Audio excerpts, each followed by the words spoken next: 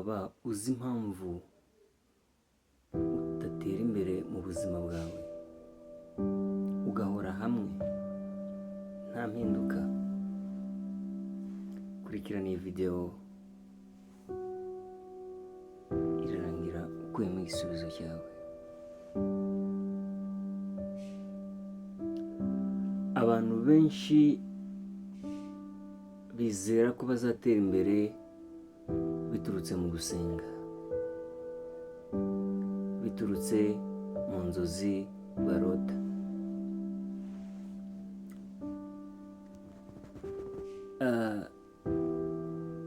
Bifuza byinshi ariko nta gihinduka. Kubera iki? Bibiliya ivuga ko kwizera kutagira imirimo kuba gupfuye.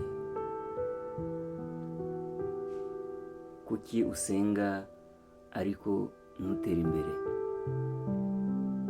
Kuki urota inzozi zawe ntizibe impamo? Yakobo ibice 2 umurongo wa 17 aravuga ngo uko niko kwizera kudafite imirimo kuba gupfuye. Urasenga, usaba Imana byinshi yakorera ubuzima bwawe, yahindura mu buzima bwawe, ariko nta bikorwa, nta action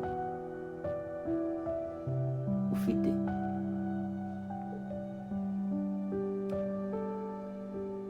Imana yahaye Mose inkoni, ariko wibuke ko Mose niwe wagombaga kuyizamura.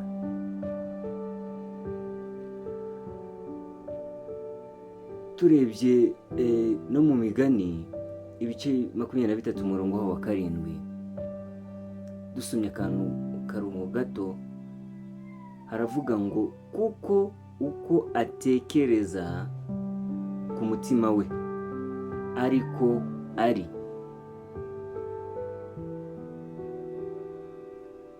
Ubwonko bwacu ni nka rukuruzi. Icyo ubuhaye nicyo bwakira.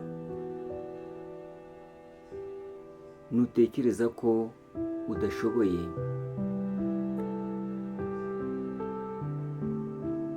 uzabaho udashoboye.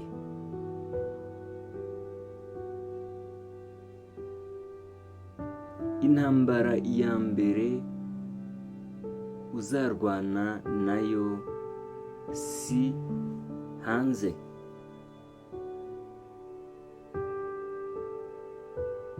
sabo ubana nabo,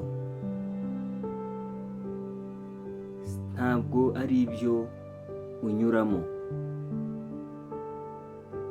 ahubwo ni mu mutwe wawe, amahitamo uzagira.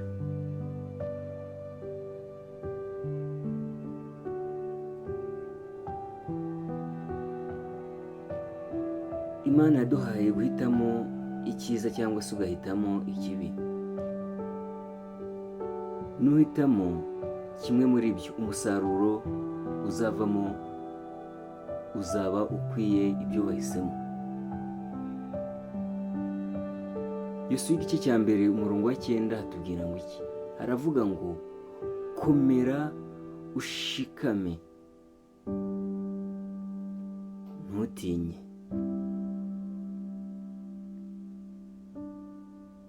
Gutinya ntabwo ari icyaha,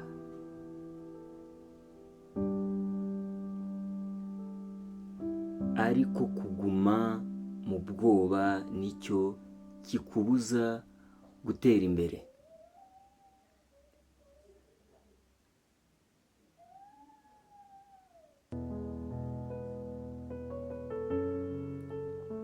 Humura, humura, Imana irahari, ijambo rirahari, amahirwe arahari, ariko intambwe ni yawe.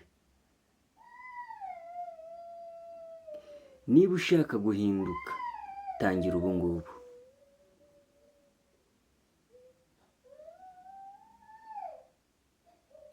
Niba ushaka gutera imbere hindura ibitekerezo. Nta muntu uzaza ngo abikubwire usibye wowe.